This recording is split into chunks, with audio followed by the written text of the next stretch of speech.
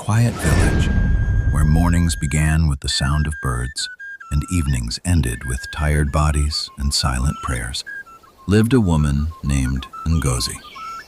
She did not have much, but she had something many people lose: faith, a deep, unshaken belief that no matter how hard life became, God was watching. Her world was small. Her husband, her children, and the little food they struggled to put together each day. It wasn't enough, but it was theirs. And somehow, that made it enough. Her husband, Ngozi Uche, was a palm wine tapper. Every morning, he climbed tall trees, risking his life just to bring something home. He was not rich, but he was a man of pride, a man who believed that what his father left for him must never be sold. That land, 15 acres, was more than soil. It was his father's voice, his legacy, his promise. One morning, the message came from the king. Ngozi Uche was summoned to stand before the elders. A rich and powerful man wanted his land. He listened, he thought, and then he spoke. "I will not sell it." His voice was calm, but his decision was final. Because to him, selling that land was like selling his father's name. When he returned home, Ngozi noticed something.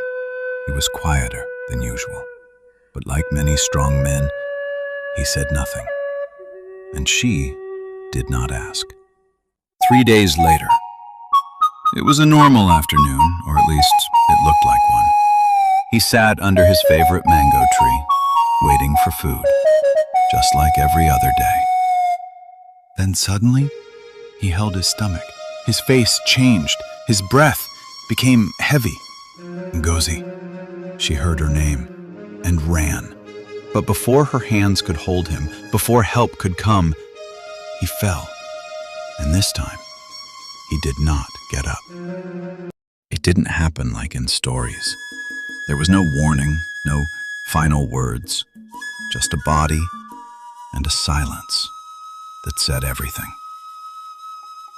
She screamed his name again and again, as if calling him loud enough could bring him back. But death does not answer. And before her tears could settle, the same men who sat with him days ago pointed fingers at her. A murderer. Just like that.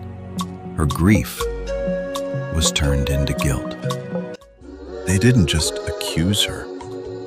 They broke her. Her hair shaved in public. Her dignity stripped away.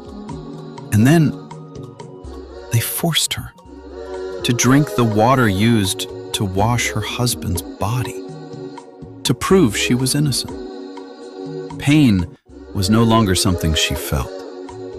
It became her reality. And when they were done, they sent her away. Not because she was guilty, but because once she was gone, no one would ask questions. No one would fight for the truth. And the land would finally be theirs. And just like that, Ngozi lost her husband, her home, her dignity, and the life she once knew. What she didn't know was that this was only the beginning of her suffering.